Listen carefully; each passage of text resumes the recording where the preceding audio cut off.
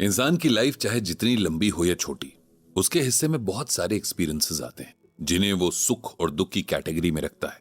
और ये सब उसकी समझ, उसकी सिचुएशंस को संभालने की एबिलिटी पर डिपेंड करता है। यही वजह है कि जो बात किसी के लिए बहुत बड़े दुख की वजह होती है, उसी बात से दूसरा कम परेशान होकर निकल जाता है। इसीलिए दुख और सुख हर इंसान के लिए अलग अलग होते हैं।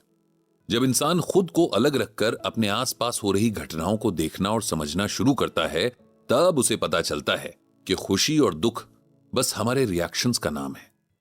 श्रीमद् भगवद गीता हमें यह सिखाती है कि कैसे अपनी लाइफ में हो रही घटनाओं से खुद को अलग रखकर देखना है, जैसे जैसे हम किसी और की लाइफ देख रहे हों।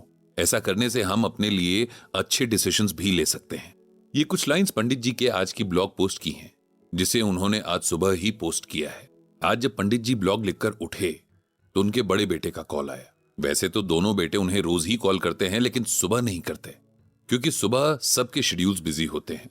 हालचाल पूछने के बाद उसने पंडित जी से कहा कि उसके एक बचपन के दोस्त को हेल्प की जरूरत है। वो भी थोड़ा प्रॉब्लम में है और उसे समझाया जाना बहुत जरूरी है। पंडित जी ने तुरंत नंबर मांगा और कहा कि वे आज ही उससे बात करेंगे। फ्रेंड का नाम अनुज था। पंडित जी ने अनुज को मैसेज किया, अपने बारे में बताया और कहा कि जब भी टाइम मिले वो पंडित जी को कॉल कर ले। अनुज ने बहुत देर मैसेज का रिप्लाई नहीं किया, तो पंडित जी ने अपने बेटे से कहा कि अनुज को कहे कि मैं उसे कॉल करूंगा। शाम को फिर पंडित जी ने अनुज को सीधे कॉल ही कर दिया। अनुज की आवाज से ऐसा लग रहा था जैसे वो बहुत उदास है और किसी से भी बात करने में उसे कोई इंटरेस्ट नहीं है। पंडित जी ने फॉर्मल बातचीत के बाद सीधे ही पूछ लिया कि वे उससे मिलना चाहते हैं, लेकिन ना उसके घर पर ना अपने घर पर। इसीलिए उन दोनों ने शहर के एक शांत से इलाके में एक रेस्टोरेंट में मिलने का डिसाइड किया। जब पंडित जी वहां पहुंचे तो अनुज पहले से ही वहां बैठा था। उसका हुलिया देखकर कोई भी बता सकता था कि वो कई रातों से पूरी नींद नहीं सोया है। पंडित जी को देखकर वो उठ खड़ा हुआ और उनके पैर छूने आ गया। पंडित जी ने उसे गले से लगा लिया। अनुज और पंडित जी बैठ गए। थोड़ी देर फैमिली के बारे में पूछने के बाद पंडित जी ने अनुज से पूछा कि बात क्या है, ऐसी क्या परेशानी है कि जिसने उसके चेहरे का रंग ही बदल कर रख दिया है। अनुज बोला कि बात ही कुछ ऐसी है जिसने उसे बहुत परेशान करके रखा हुआ है। अनुज ने डिटेल में पंडित जी को बताना शुरू किया। उसने अपनी ग्रेजुएशन कंप्लीट करने के बाद एक प्राइवेट यूनिवर्सिटी से एमबीए किया था। इसके लिए उसे एजुकेशन लोन लेना पड़ा था, क्योंकि उसकी फैमिली की फाइनेंशियल हालत कुछ खास अच्छी नहीं थी।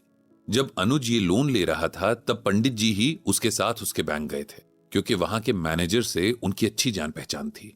एमबीए पूरा करने के बाद अनुज को अच्छी प्लेसमेंट भी मिल गई थी और उसने लगभग 6 महीने जॉब भी की थी, लेकिन फिर उसे लगा कि जॉब करना उसके इंटरेस्ट का काम नहीं है।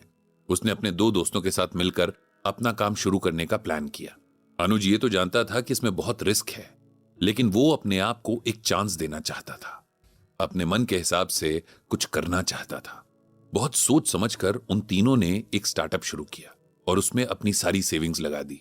अनुज के सर पर तो पहले से ही बहुत लोन था और स्टार्टअप के लिए उसने अपने पापा की सेविंग्स यूज कर ली थी। उनका स्टार्टअप अभी शुरू हुआ ही था कि अचानक से कोविड आ गया और उनका काम रुक गया। कुछ महीने तो इसी में निकल गए। एक बार फिर उन्होंने दोबारा काम शुरू किया और इस बार जान लगा दी थी, लेकिन कोविड की सेकेंड वेव फिर से आ गई और उनकी सारी मेहनत बेकार हो गई। इस सब से परेशान होकर उसके दोस्तों ने अपने हाथ खींच लिए और काम बंद हो गया। अब अनुज के सर पर बैंक के लोन के साथ अपने पापा का उधार भी था। उसे कुछ समझ नहीं आ रहा है कि अब वो क्या करे। जॉब सिर्फ 6 महीने की ही थी और अब 2 साल से ऊपर का गैप भी आ चुका था, इसीलिए जॉब मिलने में भी बहुत मुश्किल हो रही थी। घर पर भी अब सब सवाल करने लगे हैं कि क्या प्लान है, कब तक उसका घर पर ही रहने का इरादा है। इस सब ने उसे डिप्रेस कर दिया है। समझ नहीं आ रहा है कि क्या करे। कभी कभी मन करता है कि सब कुछ छोड़कर चला जाऊं। पंडित जी ने सब कुछ बहुत ध्यान से सुना और फिर अनुज को समझाना शुरू किया। कहा कि जिस सिचुएशन से अनुज गुजर रहा है, उससे पिछले 2 सालों में इस दुनिया का लगभग हर दूसरा इंसान गुजर रहा है। किसी ने अपनी जॉब गंवाई है तो किसी का बिजनेस ठप हो गया है, और बहुत सारे ऐसे लोग भी हैं जिन्होंने इन सबके साथ कुछ अपने लोग भी खोए हैं। इस सिचुएशन में इंसान परेशान हो ही जाता है, लेकिन जैसे टाइम चाहे अच्छा हो या बुरा एक जगह पर टिक कर नहीं रहता, वैसे ही इंसान को भी हमेशा आगे बढ़ने की सोचनी चाहिए।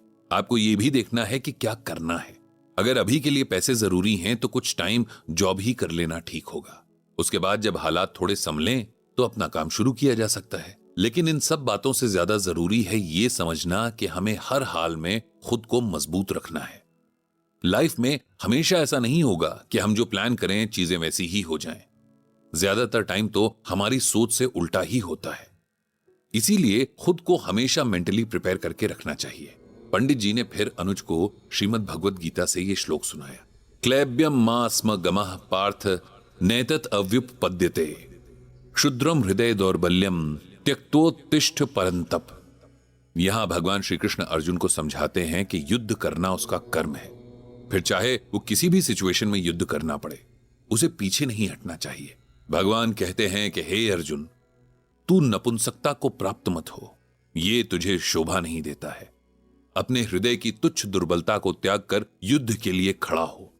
हर किसी की लाइफ में टफ सिचुएशंस आती हैं और हर किसी को इससे बाहर निकलना ही पड़ता है। भागना या चुपचाप बैठ जाना कोई ऑप्शन नहीं है। और ऐसा भी नहीं है कि अगर कोई सोल्यूशन ढूंढे तो उसे मिले नहीं। बस अपनी सिचुएशन से निकलने की ईमानदार कोशिश होनी चाहिए। गीता में ही भगवान ने कहा है कि सुख और दुख का भाव हमारे मन से निकलता है। ये मौसम के समान है, यानी ये सुख और दुख दोनों हमेशा नहीं रहेंगे। इसीलिए हमें सुख और दुख का समान भाव से सामना करना चाहिए। सब कुछ हमारे मन की ताकत पर डिपेंड करता है। अगर ऐसा ना होता तो ऐसा क्यों होता कि एक जैसी सिचुएशन में एक इंसान तो हार मान लेता है और दूसरा उसमें से जीतने की राह निकाल लेता है। पंडित जी ने अनुज को बहुत समझाया कि ऐसे निराश होने से काम नहीं चलेगा, बल्कि अभी तो उसे और भी जोश से काम लेना चाहिए और अपनी परेशानी से निकलना चाहिए। पंडित जी की बातों से अनुज के चेहरे पर मुस्कान लौट आई थी। पंडित ने भगवान श्री कृष्ण से उसे शक्ति देने की प्रार्थना की।